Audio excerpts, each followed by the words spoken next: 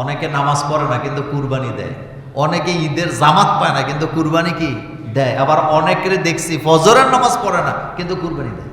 জিলহজ মাসের প্রথম 10 দিন গুরুত্বপূর্ণ কিছু আমল আছে। জিলহজ মাসের প্রথম দশকের গুরুত্বপূর্ণ আমলগুলো কি? 1 নাম্বার, আল্লাহর জিকির বেশি বেশি করে করা।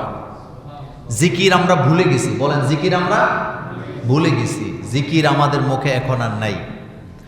এই জিলহজ মাসের চাঁদ যখন দেখা দেয় তখন থেকে জিকির শুরু হবে, আর এই জিকির চলবে কুরবানি শেষ হওয়া পর্যন্ত। আল্লাহকে বেশি বেশি করে স্মরণ করা, এটা আল্লাহর দিন, আল্লাহর মাস। 2 নাম্বার, বেশি বেশি করে নেক আমল করা, যেটা ভালো কাজ এটা করার চেষ্টা করা, দান করা, সদাকা করা, নফল নামাজ পড়া, কোরআন তেলাওয়াত করা। 3 নাম্বার, পাপ থেকে নিজেকে কি রাখা? বিরত রাখা, পাপ থেকে নিজেকে দূরে রাখা। 4 নাম্বার, যদি সমর্থ থাকেন তাহলে তিনি হজে যাবেন। হজের একটা প্রসেসিং আছে, আপনারা জানেন। 5 নাম্বারে, যার তৌফিক আছেন তিনি অবশ্যই কি করবেন? কোরবানি করবেন, কোরবানিটা যেন ছেড়ে না দেয়। 6 নাম্বারে, কোরবানি যারা দিচ্ছেন জিলহজ মাসের চাঁদ উদিত হওয়ার পর থেকে নিয়ে কোরবানি করা পর্যন্ত তিনি তার নখ চুল কাটবেন না। মনোযোগ আছে? কি কাটবেন না? নখও কাটবেন না, চুলও কাটবেন না। জিলহজ মাসের চাঁদ উদিত হয়েছে মানে নখ চুল কাটা বন্ধ করে দিবেন, এটা রেখে দিবেন, কোরবানি করবেন, তারপরে এটা কি করবেন? কাটবেন। আর এই সময়টাতে জিকির করা, বেশি করে তাকবীর দেওয়া, যেটা আমরা দেই আল্লাহু আকবার, আল্লাহু আকবার, লা ইলাহা ইল্লাল্লাহ, আল্লাহু আকবার, আল্লাহু আকবার, ওয়ালিল্লাহিল হামদ, এটা বেশি বেশি করে পড়া।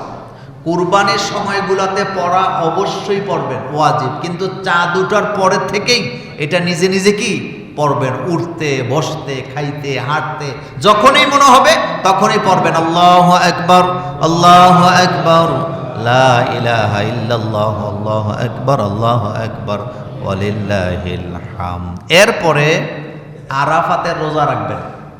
মনোযোগ আছে নি? কোন রোজা? আরাফাতের রোজা আরাফাতের দিনে রাখবেন। এরপরে এই ঈদের নামাজ আদায় করে এসে কুরবানি করবেন। অনেকে নামাজ পড়ে না কিন্তু কুরবানি দেয়, অনেকে ঈদের জামাত পায় না কিন্তু কুরবানি কি দেয়, আবার অনেকের দেখছি ফজরের নামাজ পড়ে না কিন্তু কুরবানি দেয়, গরুটা জবাই করে। এরকম আছে না? আছে না। কোরবানি শুধু কুরবানির দিন নয়, আপনি নামাজ, একজন মুসলমান কখনো নামাজ ছেড়ে দিতে পারে না। সেজন্য নামাজের ব্যাপারে কি থাকবেন? আপনি খেয়াল রাখবেন। আল্লাহ রাব্বুল আলামিন আমাদের সকলকে কোরবানি সঠিকভাবে আদায় করার তৌফিক দান করুক, আমরা বলি আমিন।